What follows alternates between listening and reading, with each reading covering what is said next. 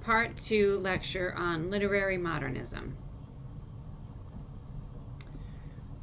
World War I and its aftermath had a profound impact on European and American art, literature, and culture for a variety of reasons, including advances in technology, increasing industrialization and automation, the reorganization of regimes and empires into a new world order, the incredible destruction wrought by new weaponry that transformed how future wars would be waged, and developments in science and social science that fostered new ways of thinking about the human experience. For example, Albert Einstein developed his theory of relativity that became foundational for modern physics and changed how we see the universe. Sigmund Freud's ideas changed the way people thought of psychology. Anthropologists like Franz Boas, whose famous students included both Margaret Mead and Zora Neale Hurston, introduced transformational ways of thinking about and studying human culture, and philosophers such as Jean-Paul Sartre posited new modes of thinking about the meaning or meanings of human existence. Modernist art and literature activated and embodied these changes. Modernist literature challenged the 19th century definitions of realism.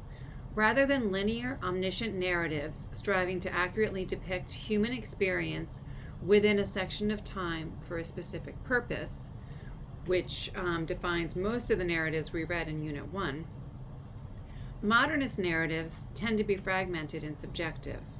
They often use a first-person or third-person limited narrator so that the reader can only have access to one perspective at a time. The use of an unreliable narrator became increasingly common. This is a narrator who withholds information from or deceives the reader. In other words, what is real in modernist literature shifts depending on who is telling the story.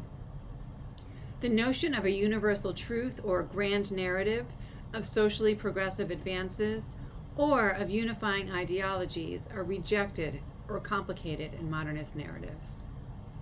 The prevailing exhortation, according to modernist American poet Ezra Pound, was to make it new. Many modernist American writers spent substantial amounts of time in Europe, where they developed communities and friendships with artists and other writers. Modernist literature and art are closely entwined for this reason.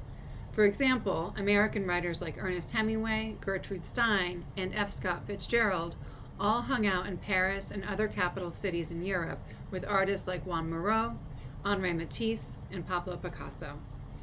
In this unit, the modernist story that we are reading is by Ernest Hemingway. It is a short story called Soldier's Home. Please feel welcome to reach out to me with any questions via email.